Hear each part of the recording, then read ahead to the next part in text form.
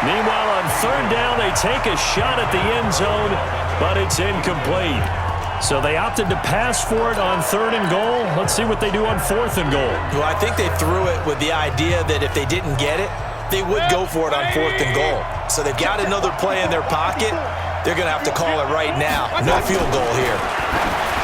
Mayfield now, and that is going to be incomplete. They're turned away on fourth and goal. And the Seahawks able to come up with a goal line stand. Well, their first fourth down attempt earlier was successful. This one backfires for a turnover on downs. I like their aggressiveness. I like what they're doing. They got it the first time they went for it. Wilson hit. It's loose. It's out. Fumble. And this is picked up by the Browns.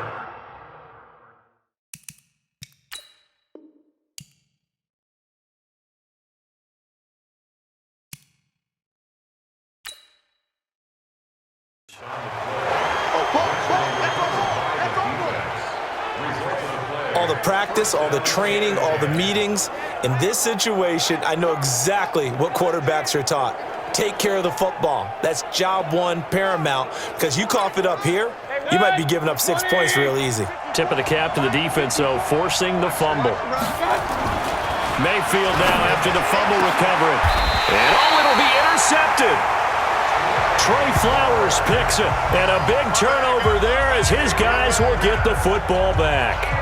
CD, with that incompletion, let's talk AFC playoff picture. I think you and I agree that if you put together any sort of power rankings, we'd put Baltimore number one, certainly in the AFC. But you look ahead to the playoffs getting started on January 4th. Who do you see as their main competitor for that Lamar Hunt trophy? Well, tradition and us not wanting to be wrong dictates that we say New England next. And rightly so, because of the number of Lombardi trophies they've won, how they've always played at this time of year. But the bottom line to me is... And Wilson's going to be intercepted a third time. Picked up by Justin Burris. And he'll get this back to the 32-yard line. Well, that's 3 picks he's now thrown in this game. And I know this, the holiday season, because here we are in December. Right, it is the season of giving. Maybe for his own sake after the game, he may have to announce that he's donating certain amounts to charity for each interception that he threw. And this is going to be intercepted. Trey Flowers picks it. And that gives him now 3 interceptions in the game. Well, someone's locked into what they're trying to get done in the passing game. When was the last time we had someone get 3 in a contest? 2011, wasn't it? Kurt Coleman? Oh, yeah, that's then right. With the Eagles? That's right. Then with the Eagles, and I believe it's against Washington and Rex Grossman. That's correct. After the interception, here's Wilson. Sliding out of the pocket. They'll tussle for it, and this is going to be caught. And he'll get this one way up just shy of the 45-yard line. That one goes for 24 yards.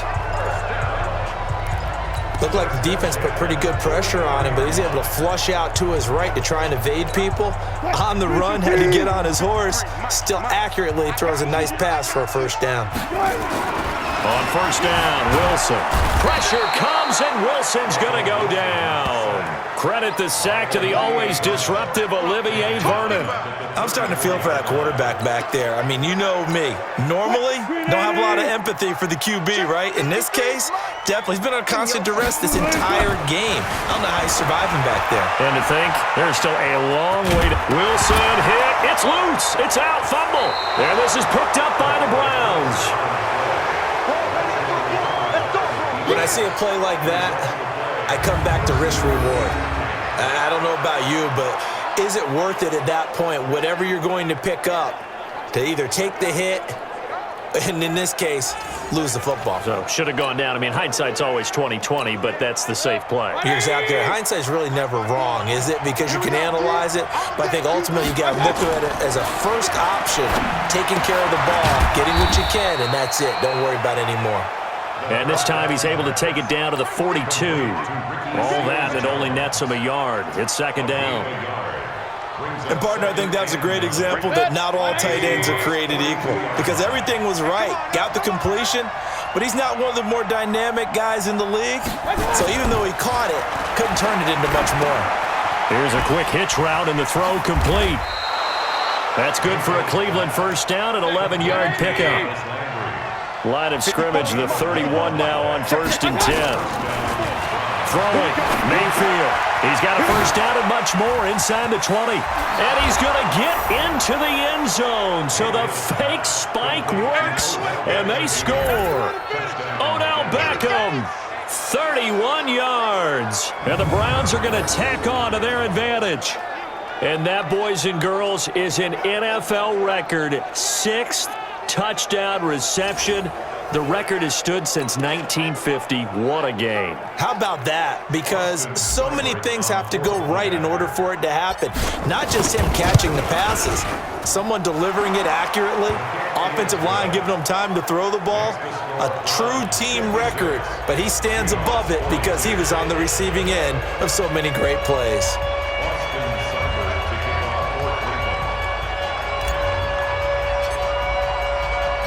Following the touchdown, here's Seibert now to kick it off. This is fielded a couple yards deep. Solid return, pretty good field position. They'll start at the 32-yard line. The Seattle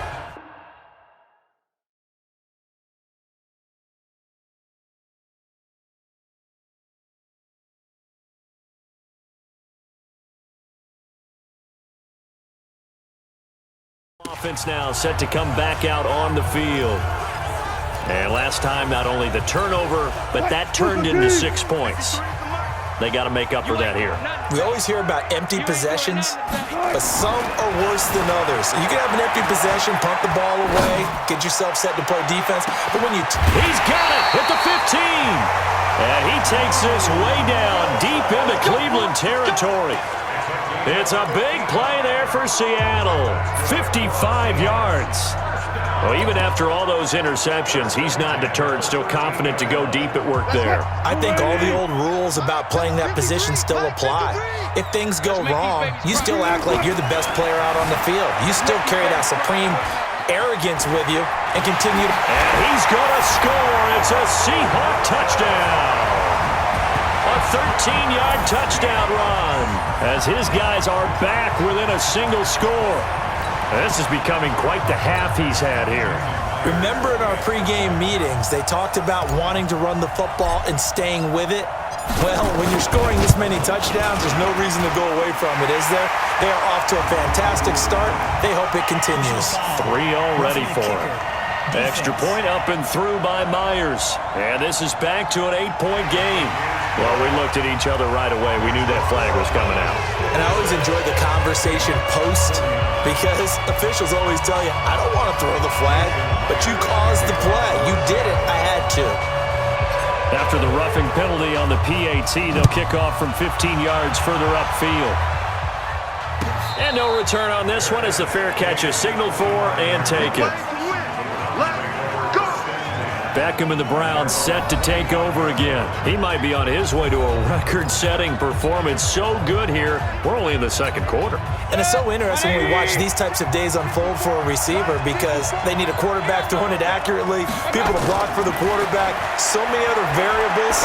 But, boy, he's getting it done and in a big way. Right now, he wants to rock on every snap. Yeah, he's counting his yards in the hundreds, not the tens. Meanwhile, they take a shot to start the drive, but this is going to wind up incomplete. An incomplete pass leads to 2nd and 10 from the 25. Let's go, defense. Let's go, defense. Here we go. Mayfield looks to throw. He's got Njoku, his big tight end. And he's upended at the 33 following a good pickup of 8.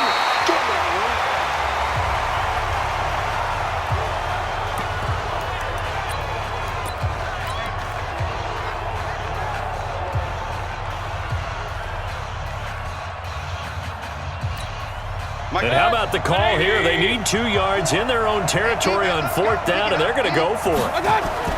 On 4th down, they snap it to Mayfield. He'll find his tight end, Seals Jones. And he's able to get the first before he's taken down at the 36.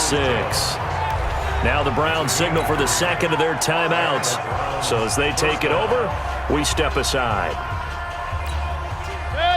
So from the 36 now, 1st and 10. Let's go.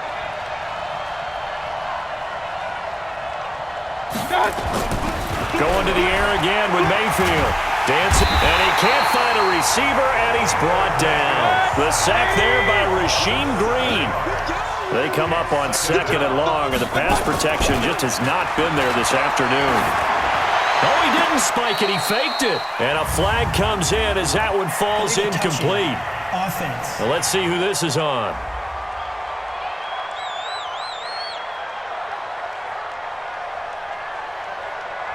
So this will be accepted as it moves the offense backwards.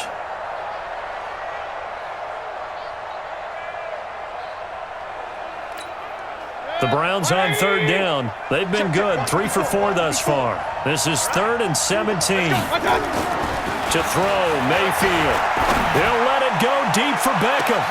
It's caught inside the 25. And he is into the end zone. Touchdown, Cleveland.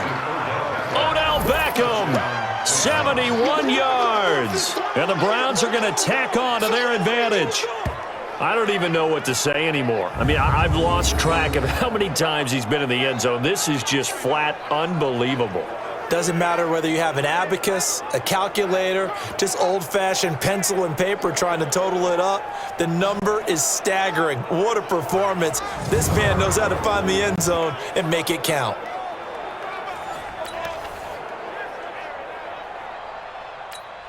Seibert on for the PAT. And the lead is up to 14.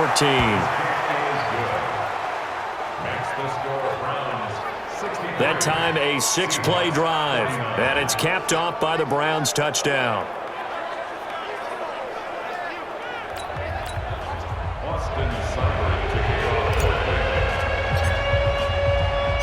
Following the touchdown, here's Seibert now to kick it off.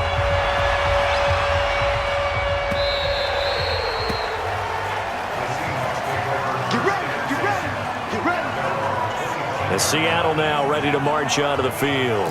I guess they have to feel a little gratified to at least get on the board last time, but still work to do. No doubt about it. I wonder now if they're going to try to increase the urgency a little bit, maybe pump up the pace, maybe go 2-minute. Who knows? Let's see what they decide to do. Wilson and the Seahawks take over now, 1st and 10 at their own 25-yard line.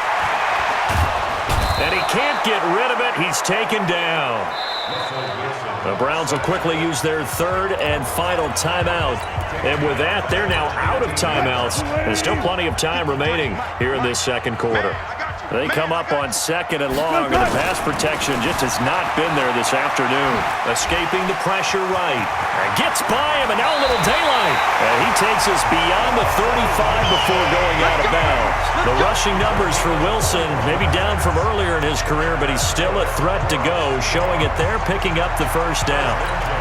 The sack on 1st down took him out of a traditional running play and put him in a passing situation, but didn't stop him from running anyway, did it? No, I was surprised when he took off. I thought, oh, he's got some space. He might pick up 5, 6, 7 yards. He goes all the way and picks up the... And that is intercepted by the Pro Bowl cornerback Denzel Ward. And a big turnover there as his guys will get the football back. Both defenses have had their struggles, but they've been good enough to get them this lead, and another nice play there to help preserve the lead. It's been a game of punch-counter-punch, hasn't it? All throughout. But this time, the big swing was taken, and it didn't land.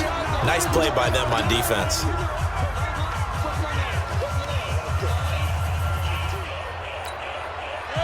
The Browns drive about to get started. Last time they were out here, they had the benefit of good field position, led to a touchdown. This time, they're going to have to work for it. They are, but with that last drive, that culminating touchdown, I think they carry that confidence into this one. It doesn't matter where you start with the football now, they have to feel great about their opportunity. With that incompletion, you know, Charles, one of the big storylines in the final few weeks of the season lies in the AFC South. Tennessee and Houston battling back and forth. Houston won round 1, week 15, a victory in Nashville. But which of those two teams do you think has the potential to... It's caught inside the 25.